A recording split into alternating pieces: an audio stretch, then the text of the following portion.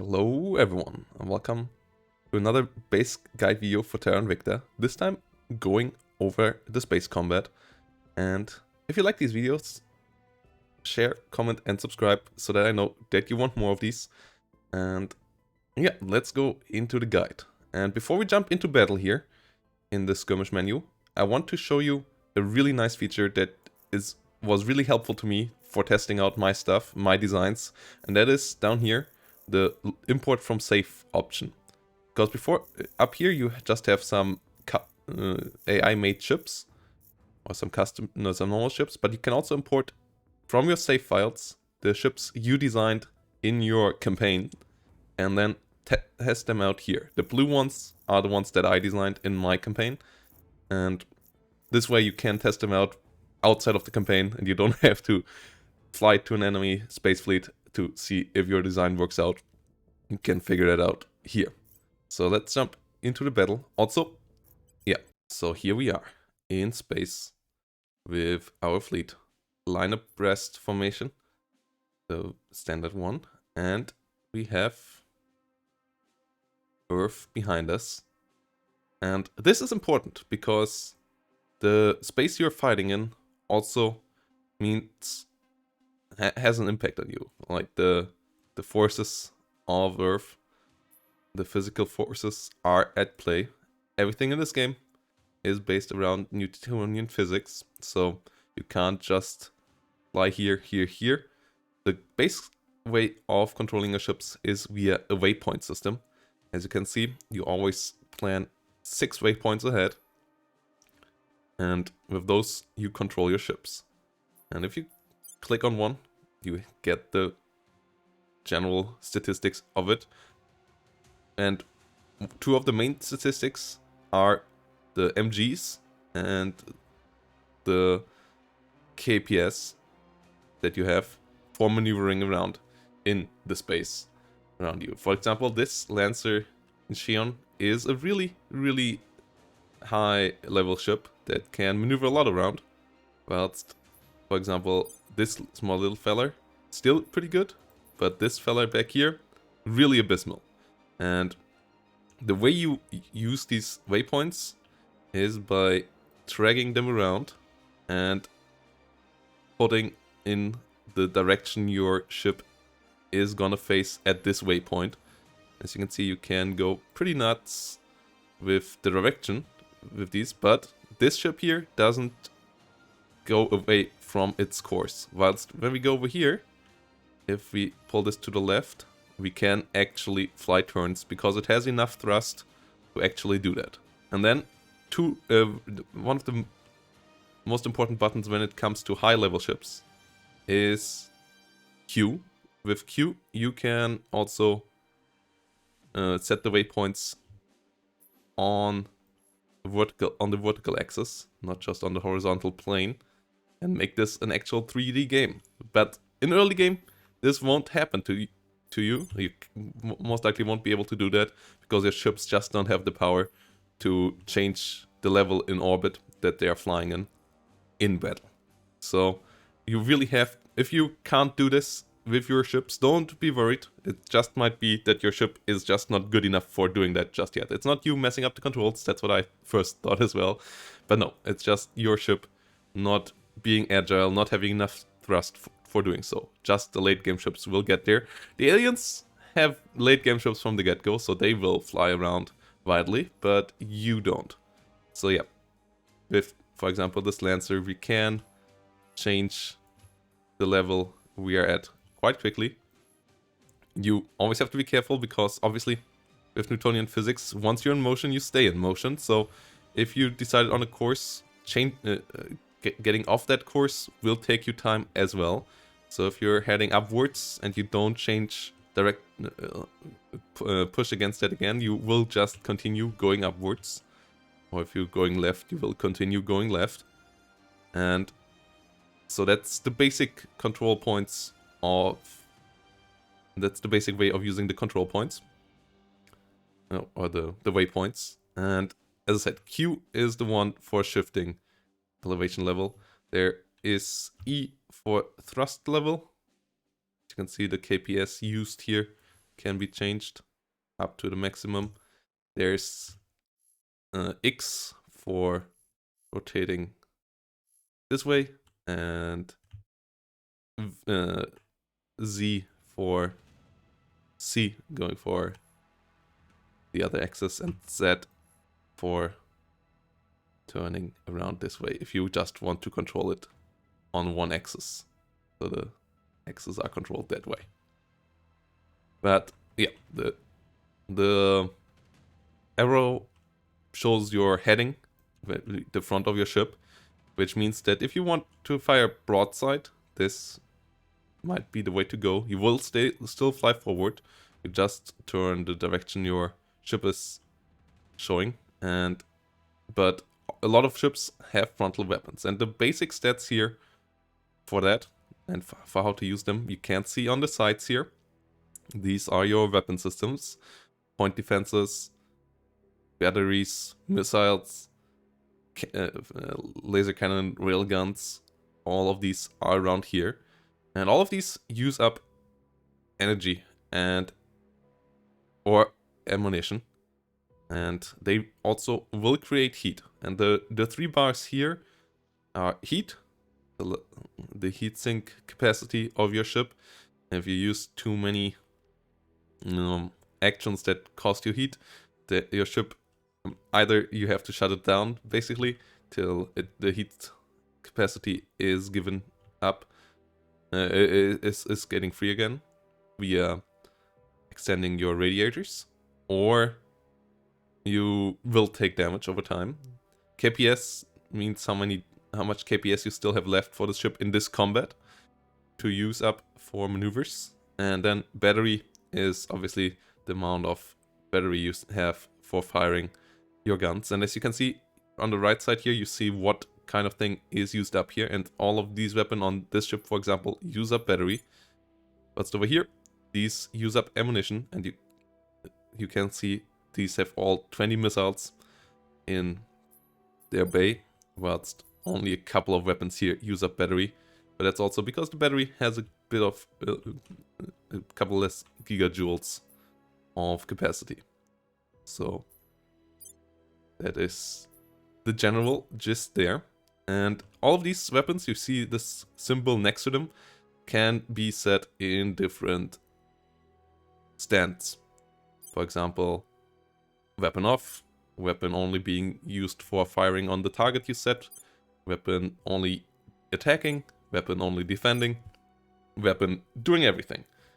And those you can either set for each weapon manually, or you use the stands for setup up here between balanced, aggressive, defensive, or fortified.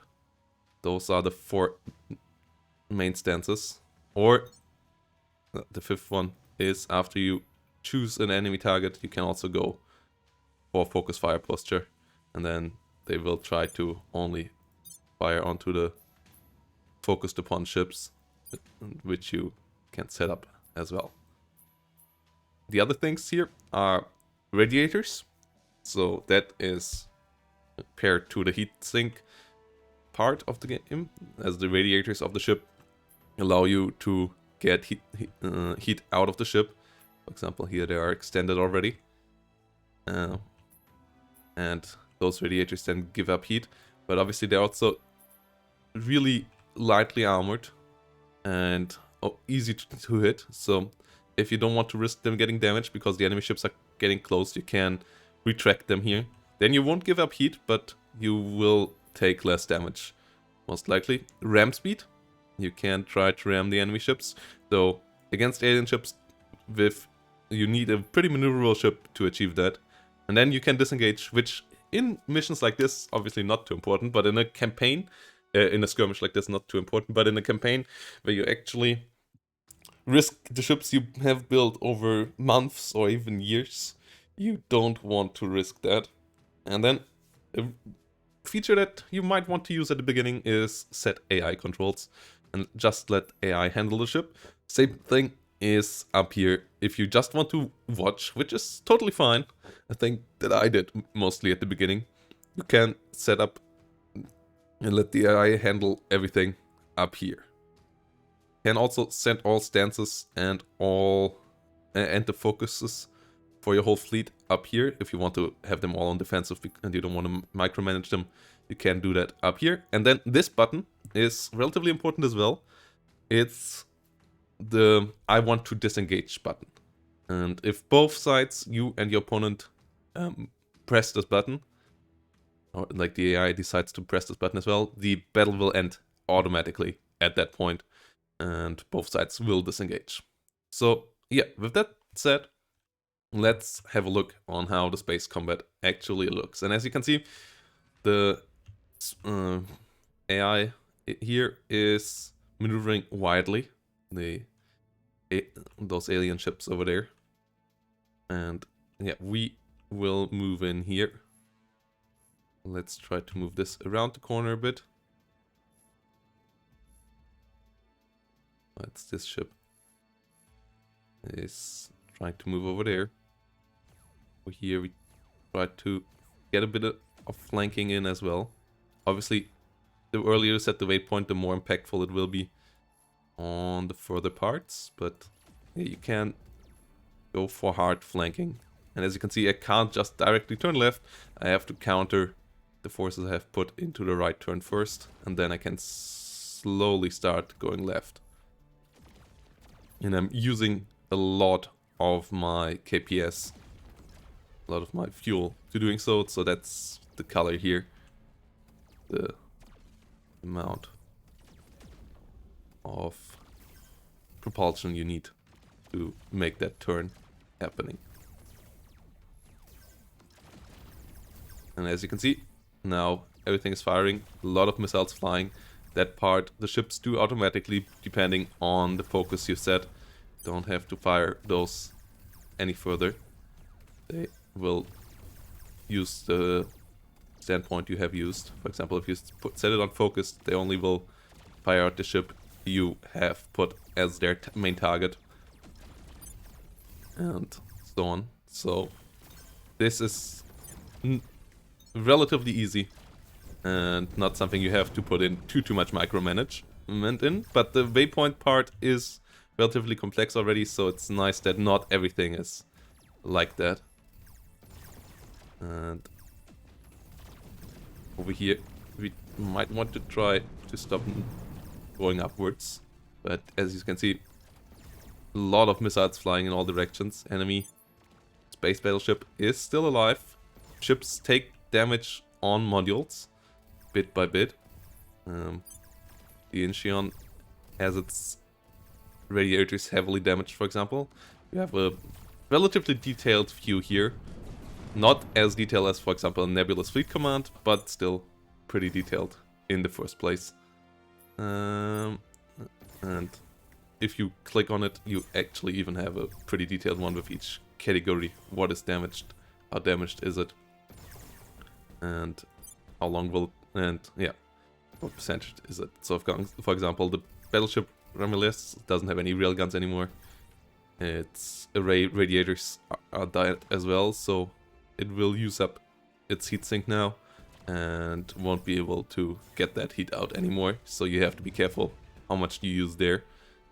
It can't really turn anymore, as it's some of its things are dead here. And here we have an explosion of a battleship.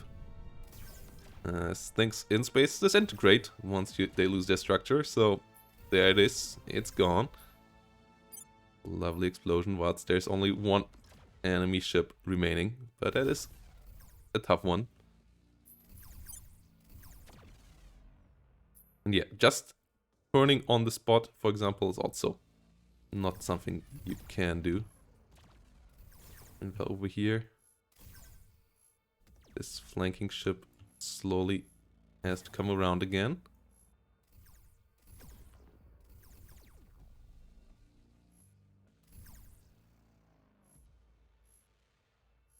But with these, we try to attack the enemy more directly.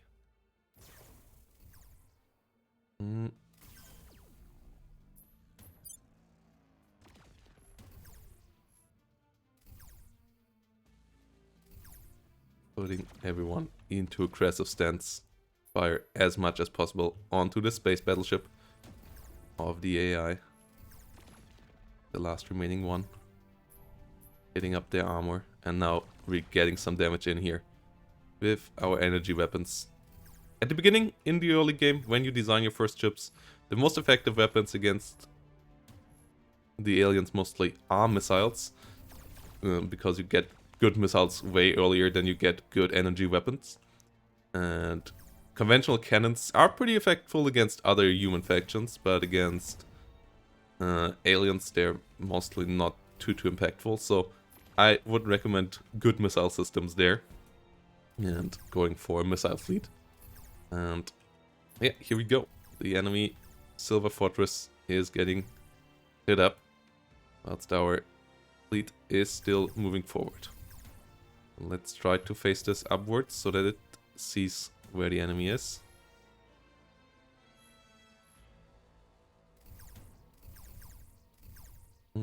Let's do that with the Z axis it is, right? Let's go. And there we go. Enemy exploded, and the battle is over. So I hope you enjoyed this small little guide to battles, and I hope to see you in the next one when we go a bit more about the campaign once more. If you have any more tips for fleet battles or any things you want to add, feel free to let me know them down below in the comments. So yeah, I might be putting them into my next video then. That's it.